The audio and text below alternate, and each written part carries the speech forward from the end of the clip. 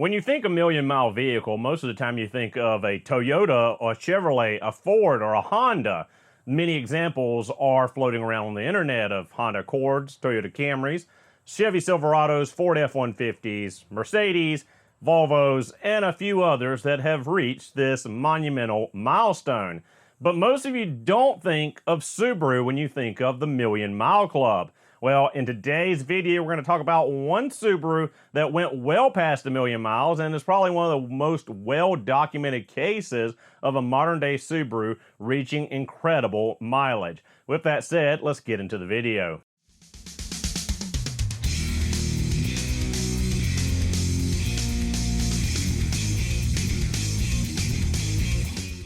So with as much negativity as it seems to be circulating around the Subaru brand here recently, especially in my videos, I made a lot of videos about issues with Subarus, which if you're talking about a specific car brand, you're going to focus on common issues and how to fix it to your audience. Subaru is no different than any other manufacturer, any other brand out on the road.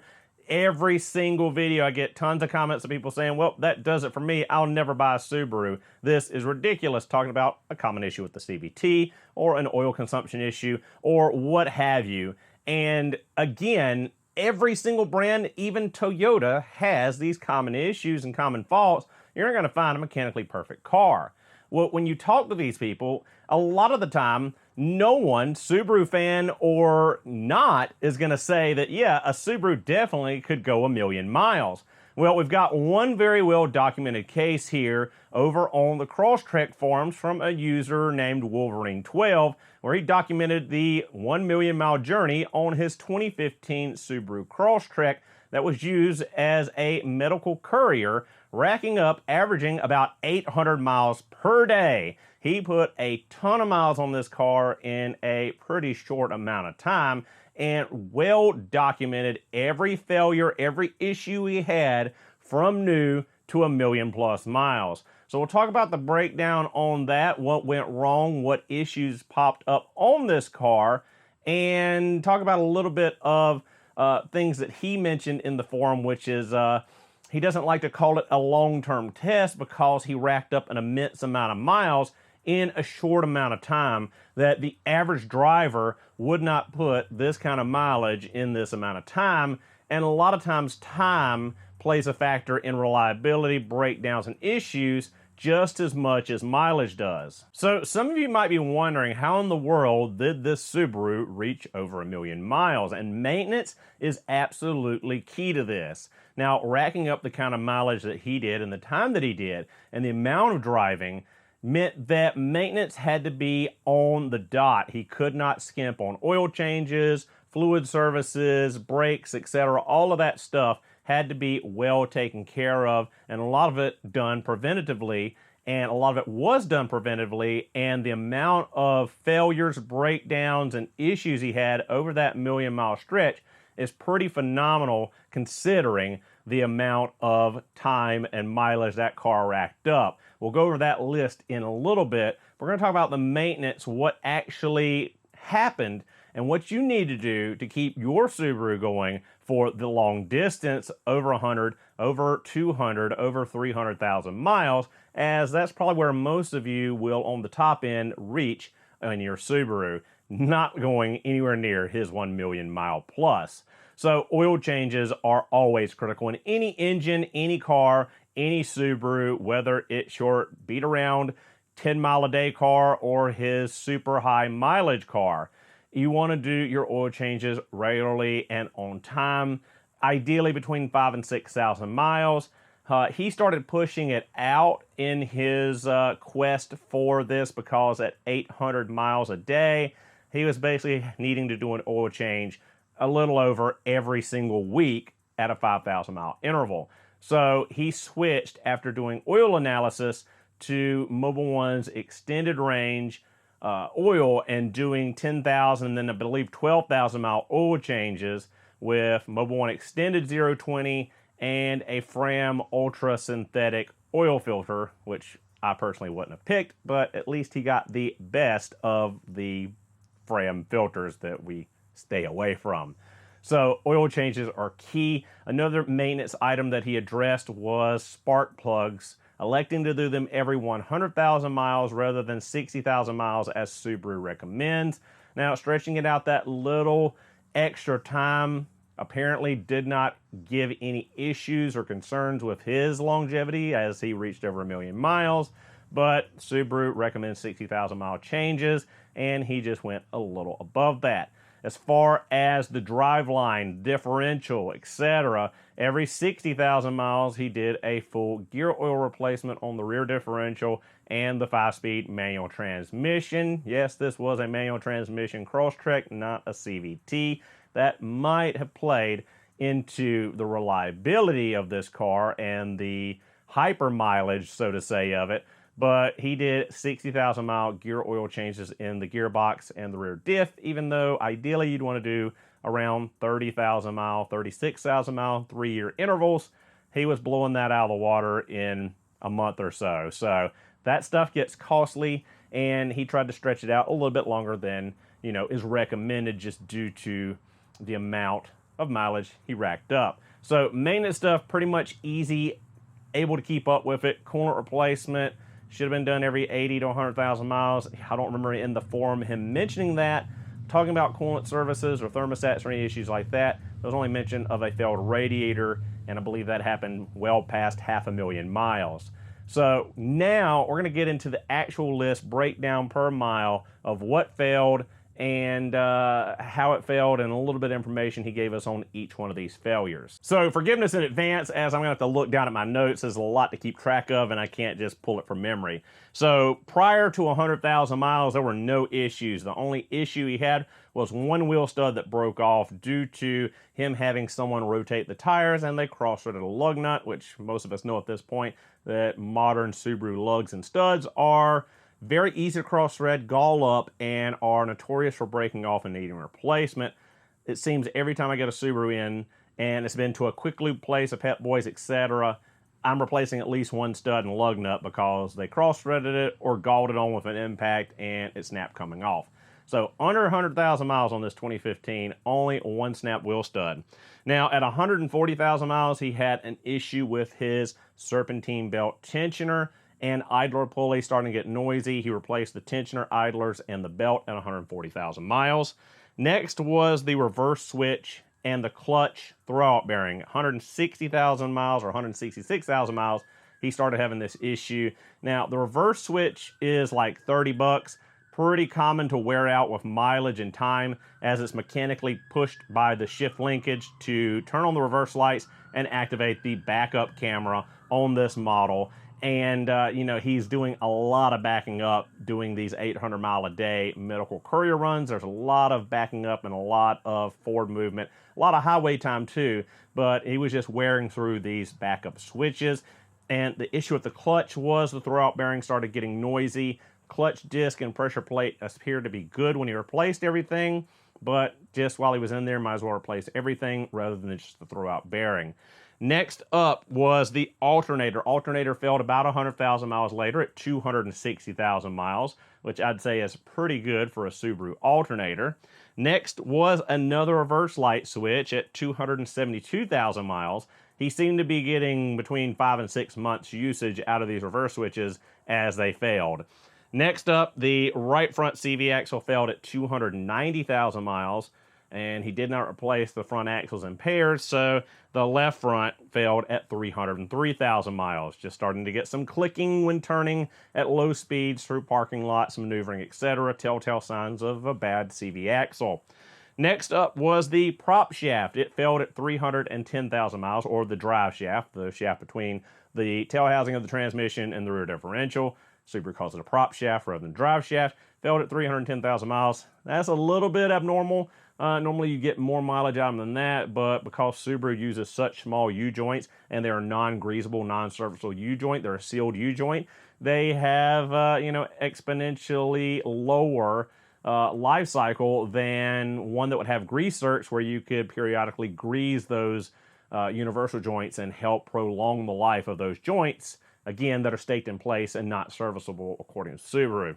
Next up was another reverse light switch at 347,000 miles. At 381,000 miles, we replaced the front struts, the strut mounts, rear shocks, and the mounts, which I already said. But that was 381,000 miles. At 390,000 miles, his hatch release crapped out on him. He estimated he opens and closes the hatch several hundred times per week just because he's always loading stuff into and out of the back of the Crosstrek, and just the hatch actuator that pops the hatch open failed, had to replace that at, again, 390,000 miles. 480,000 miles, he had one of the front strut mount bearings fail. It was just a defective one because he hadn't had it on there very long. Just the bearing where the strut mount allows movement in the strut when you're turning the front tires, turning your steering wheel. One of those bearings tore up, so he had to replace that strut mount again. At 505,000 miles, he had to put a second prop shaft in the car, which again is very odd that 250,000, 300,000 miles per prop shaft, and they're wearing out, but he did do a ton of highway mileage, so higher RPM on that prop shaft most of the time. And, you know, again, you can't service it, you can't grease it, so it has a lower lifespan than one that would be serviceable. Next up was the AC compressor. It finally crapped out at 547,000 miles. Shortly thereafter, he gets a P0400 for EGR, and that was at 550,000 miles. He found out that he had a plugged up pipe for the EGR, where there's a metal pipe that goes under the intake manifold that dumps that exhaust gas into the intake manifold. It was plugged up. He cleaned that out, flushed that out, cleared the code. It stayed off for about 1,500 miles. Then it popped back up. He had to do some more investigation into the EGR system and found that he had a blocked EGR cooler. That EGR cooler was then replaced along with his first battery replacement at 566,000 miles. A little bit later, at 625,000 miles, he had a catalytic converter failure. Now, he'd heard a rattling on the highway from the cat and physically looked at it, and the catalyst was breaking apart, physically tearing up, so he knew that he needed a catalytic converter, so that was replaced at 625,000 miles. And the original engine kind of kicked the bucket at 634,000 miles after he'd been getting misfires on cylinder 3. He checked, and he had lower compression, cylinder leakage on cylinder 3. Because of the amount of miles that he put on the car and the need of the car to be, you know, up and running constantly, he elected to switch the entire long block rather than pulling down and rebuilding the engine or seeing what the problem was. And once he tore down the old engine, he found out that was just a burnt valve on cylinder 3, causing a misfire and a loss of compression. So in an ideal world, he could have pulled the head, sent it to a machine shop, had new valves installed, gone through, rebuilt the head, put it back on the car, and likely continued going, but he pulled it simply because he could not afford that downtime and just elected to replace the entire engine. But apparently there was still no rattle or issue at the timing chain, the tensioners, no rod knock, any kind of issue like that, was still getting good oil analysis back as he was doing oil analysis throughout this to make sure he wasn't hurting anything by stretching out those oil change intervals. Next up, at 760,000 miles, his original factory radiator finally went, with the common issue of it leaking between the plastic tanks and the aluminum fins. I'm not sure if it cracked or if it was just leaking at the seam, but he said he had to replace the radiator at that point. 760,000 miles on original factory Subaru radiator, I think, is phenomenal. At 873,000 miles, he finally had one of his factory wheel hub assemblies fail, and it was on the rear. He replaced both as a pair.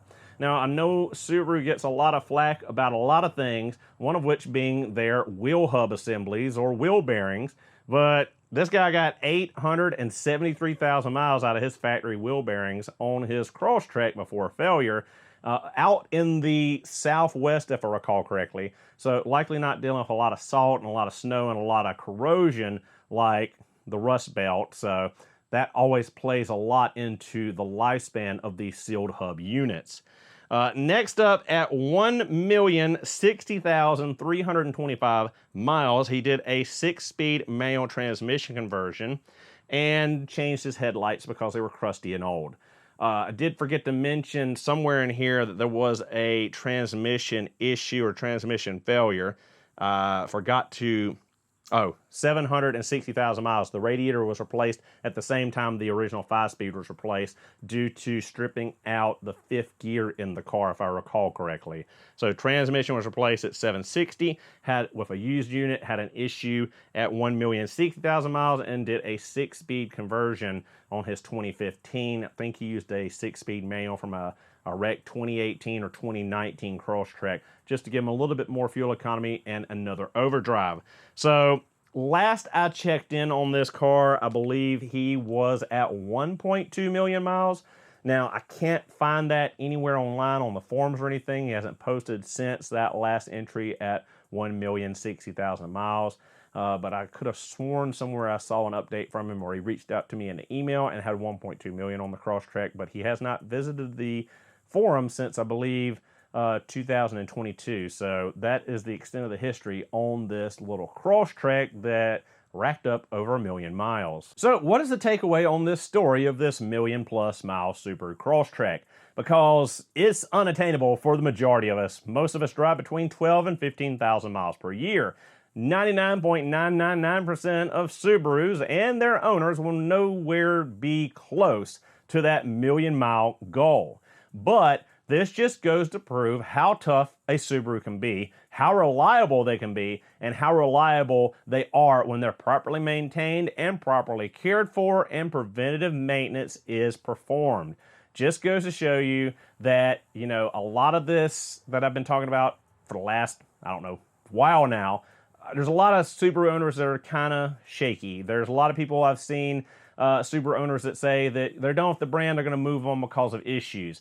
Again, Subaru has their issues just like every other auto manufacturer has their issues. Just because I point them out and talk about them doesn't mean that Honda, Toyota, Chevy, Ford, etc. doesn't suffer from similar or worse issues and concerns. You know, I just talk about Subaru, so of course I'm going to talk about the bad with the good and educate owners, especially those that want to DIY repairs, on how to prepare for those failures, how to plan those repairs, and what to expect in the future. But hopefully this video has given you a little more confidence in your Subaru, and you see that it can be just as reliable as anything else on the road and go for that 1 million+ miles. So again, yes, Subarus can be super reliable and they can rack up a ton of miles. Let me know your Subaru high mileage stories down in the comment section below. Do you have a Subaru that's past 300,000 miles, 400,000 miles, 500,000? Let me know down below. Share your stories of your Subaru, their reliability, and your just great stories about your Subaru vehicles. Thank you guys so much for watching. Hope you enjoyed the video. Don't forget to comment, like, and subscribe for future Subaru and tool content. I'll see you guys in the next one.